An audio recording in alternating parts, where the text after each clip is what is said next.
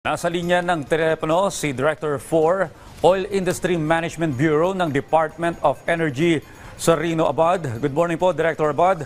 Si Audrey Goriseta po ito, kasama si Dayan Kerer ng Rise and Shine Pilipinas. Magandang umaga ho sa inyong programa at sa ating mga kababayan ho. Okay, Director, muli na naman pong tumaas ang presyo ng mga produktong petrolyo. Ano po ang dahilan nito?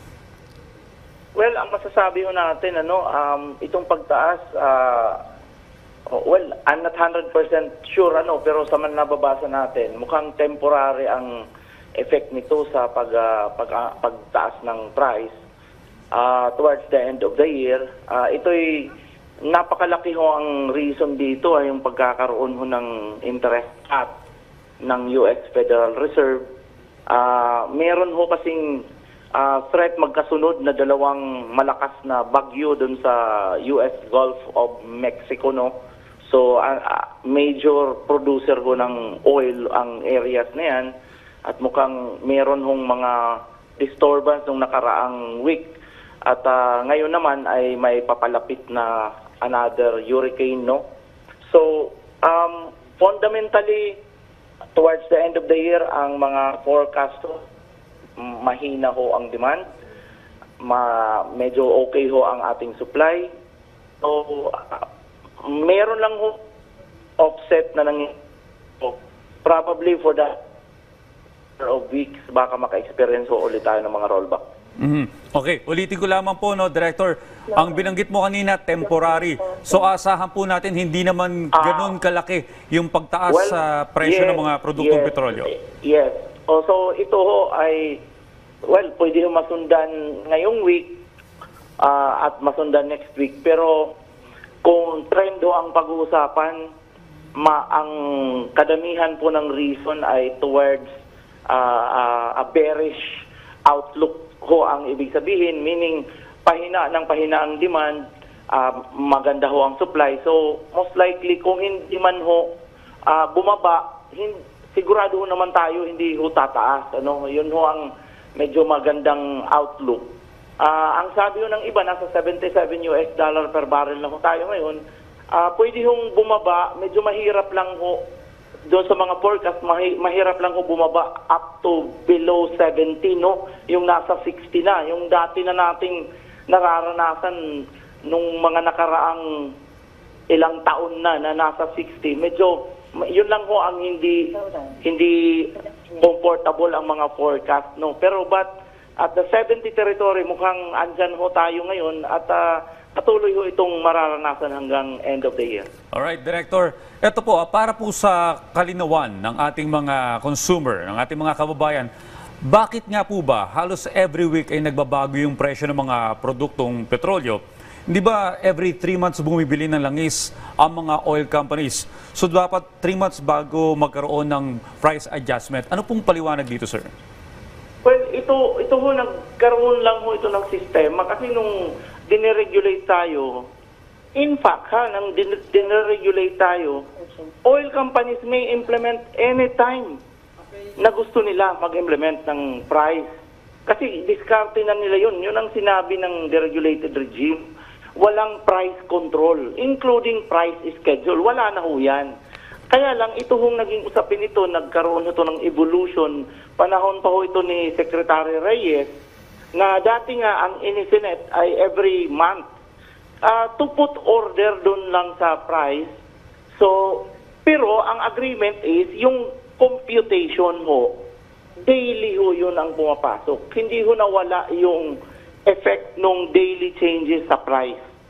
So, ang timing lang ho ng pag-i-implement ng adjustment ang napag-agrihan at parang naging customs or tradition na ho yan ng downstream oil na pinagbigyan ho ang request nung una ng DOE na gawing weekly para hindi naman ho na magulo everyday yung adjustment. Kasi usually, ang ating pong mga price benchmark ay nagkakaroon ho ng daily closing price. So kung mamarapatin ho ng mga oil company, pwede ho nilang gawin yung daily ang adjustment. Pero medyo magkakagulo ho, pabago-bago, hindi ho masyadong consistent yung magiging adjustment ng bawat gasolinahan.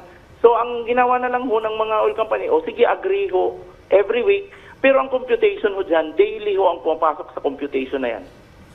Director Rino Abad, magandang umaga po. Si Diane Querer po ito. Alright, sir, kamusta po ba ang supply ng langis sa ating bansa? Wala ho tayong issue sa supply. In fact, yung forecast niya ho, even in the global stage, maganda ho ang supply, mahina ho ang ekonomiya ng China at ng US, kaya ito nga ho yung effect na nakaranas ho tayo ng ilang buwan. In fact, umabot ho from, if you remember, August, nasa 93, 94 US dollar per barrel ho tayo. Ngayon, nasa 77 US dollar per barrel na ho tayo. Ganyan na ho ang ibinaba at iginanda ho ng ating supply. Okay. Director Abad, para mas maliwanagan din po yung ating pong mga consumer, sinasabi po kapag nagbawas ng interest rate ng Amerika, expected po na mayroong pong oil price hike. Maaari po bang pakipaliwanag ano po yung connection o kinalaman po ng mga interest rate na ito pagdating po sa bentahan po ng langis, sir? Well, ang laki ho kasi ng biglaang pagbaba ng interest rate ng US, 50 basis po. Ay dito nakikita na ang paggamit o pagkuha o pangutang ho ng pera ng mga negosyante sa mga bank ay lumiliit ho ang interest rate. So pag ganyan ho kababa at bumababa pa, dati nasa 2%, 1% lang ang mga yan. Sa Europe negative pa ang interest rate.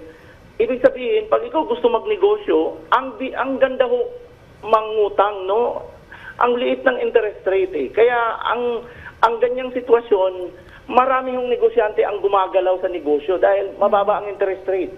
So dahil dyan, tumataas ho ang demand. Kasama na ho ang demand dun sa fuel. Alright. Sir, hindi po nagbagong presyo ng kerosene ngayon. Ano pong dahilan po nito, sir? Well, hindi ho natin masabi. Hindi lang ho naabot niya yung extent ng pagbaba last week.